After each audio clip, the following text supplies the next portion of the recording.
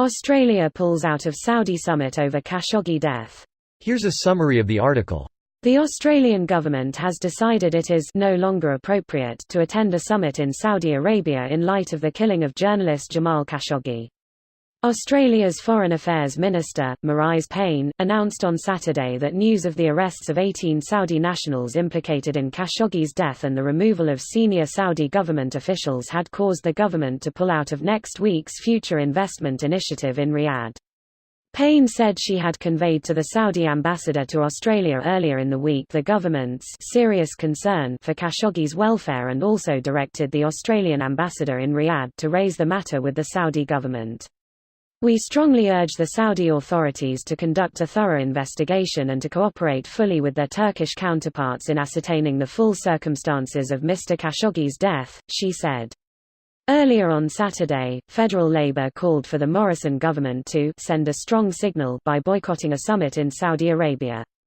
It is appropriate that as a country we send a strong signal of our concern over Jamal Khashoggi's disappearance, and our expectation that the government of Saudi Arabia provides a forthright and accurate account of what has occurred, Shorten said in a statement on Saturday. Saudi Arabian officials released a statement on Saturday saying that Khashoggi died after a fight broke out in the Saudi consulate in Istanbul on 2 October. This post received a score of 48,015, with an upvote ratio of 93%. Here are the top comments in response to this article. Is there a comprehensive list of who has cancelled versus who is still going to attend? There's one that's outdated by a few days. But there doesn't seem to be one actively tracking. We're all waiting for that one hero. Paging, popping cream. F1E7CE6EB27C President Trump's business ties with the Saudis date back decades and are worth millions of dollars. A Saudi prince that was later arrested by Crown Prince MBS had previously bailed out Donald Trump twice. Upon his arrival, Saudi Arabia delivered a $100 million pledge to the United States that was made in the summer. Saudi Arabia paid America for their efforts in fighting ISIS in Syria. Circumstantial evidence including the presence of members of the prince's security detail, intercepts of Saudi officials discussing a possible plan to detain Mr. Khashoggi, and Prince Mohammed bin Salman's complete control over the Saudis' security services means it is highly improbable that the prince did not know of the operation.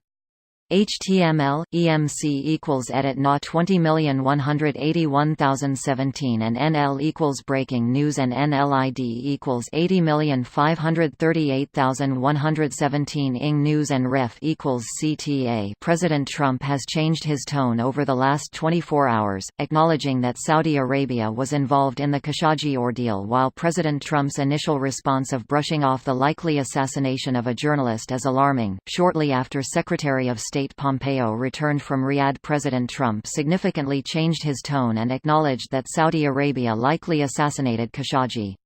"You are the hero Reddit needs. Thanks for the kind words, smiley face. I want to emphasize how valuable what you're doing is. You're the hero America needs. RT." I get that everybody is pissed over SAW. But what is this seemingly infinite summit that everybody keeps pulling out from for weeks? It's a summit to launch Mohammed bin Salman's Saudi Vision 2030. It's a plan to reduce Saudi Arabia's dependence on oil, diversify its economy, and develop public service sectors such as health, education, infrastructure, recreation and tourism.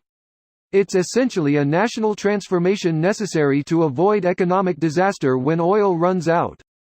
This summit was an effort to get involvement from the Western private sector and governments. I feel like all this is another PR move on the parties pulling out, and in reality they'll all just reschedule the same summit further down the road when everything's blown over and everyone will attend.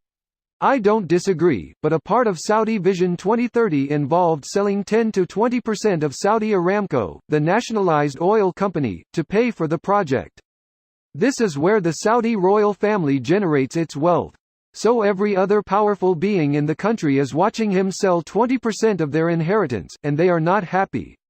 Even despite his purges, you can bet there are a lot of knives being sharpened by those at the top, and they're just waiting for a big public mess-up to the project so they can make some kind of power play.